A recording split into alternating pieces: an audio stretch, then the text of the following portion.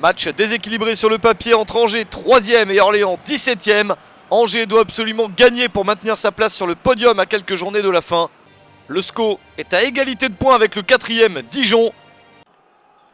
Orléans de son côté n'a que 2 points d'avance sur l'AC Ajaccio, le premier relégable. Orléans s'est d'ailleurs imposé 3-2 sur le terrain d'Ajaccio lors de la journée précédente. Un résultat qui a permis aux promus orléanais de sortir de la zone rouge. Mais ça commence bien mal pour les visiteurs. Angers ouvre le score après 2 minutes seulement grâce à une réalisation d'Abdoul Razagui Camara.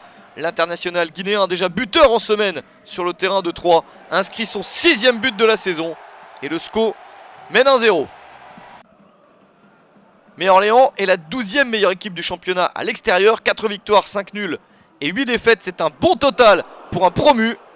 Et l'égalisation était toute proche avec ce tir sur le poteau. L'équipe d'Olivier Frappoli qui se met à jouer et à avoir plus d'occasions. Celle-ci est la bonne pour l'égalisation. Le but est signé Robert Ma à la 18e minute. C'est son 6e but de la saison. Ça récompense un bon réveil des Orléanais et une action collective très bien menée. Le match est parti pour être un peu fou. Il y a 2 buts dans les 18 premières minutes. Angers veut vite reprendre l'avantage, mais ça passe juste à côté. Angers qui se méfie de cette équipe d'Orléans après n'avoir subi que 2 défaites à domicile depuis le début de la saison. Ce serait dommage de craquer maintenant pour les Angevins, mais ils savent qu'ils peuvent faire quelques mauvais résultats chez eux, et notamment une série de matchs nuls qui leur a coûté des points précieux. En plus, il n'y a eu qu'une victoire sur les 5 derniers matchs, alors Stéphane Moulin sait que sa formation n'est pas totalement sereine. Lors du match aller, le SCO avait gagné 3-2 sur le terrain d'Orléans. Ce n'était déjà pas une victoire facile. Et les minutes passent en seconde période. Toujours pas de succès pour les Angevins qui multiplient les actions. Nouveau tir intéressant pour Charles Diers, le capitaine du SCO, mais ça passe à côté. Encore une chance sur ce corner. La reprise de la tête s'est sauvée sur la ligne. Domination totale des Angevins dans cette seconde période. Et attention à cette action avec l'arbitre qui finalement siffle et donne un coup franc à Angers alors que certains réclamaient un pénalty, mais la faute est bien commise juste à l'extérieur de la surface de réparation.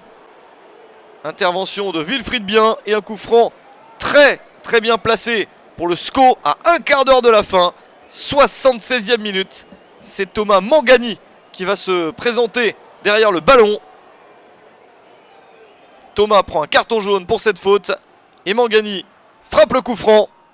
C'est dans le but. Arnaud Balijon n'a pas bougé de sa ligne et ça fait 2-1 pour Angers.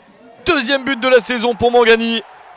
Le but qui change tout et qui permet au SCO de mener de nouveau. Orléans essaye de revenir et d'égaliser une nouvelle fois. Très belle reprise, mais c'est sauvé par Ludovic Butel. Dans les arrêts de jeu, encore une possibilité pour les Angevins. Avec ce ballon emmené sur le côté, Diers qui centre, mais c'est sauvé par la défense. Le match qui se termine sur ce score de 2-1. Une défaite terrible pour Orléans, toujours menacé de relégation, mais un succès très précieux pour Angers, qui reste sur le podium.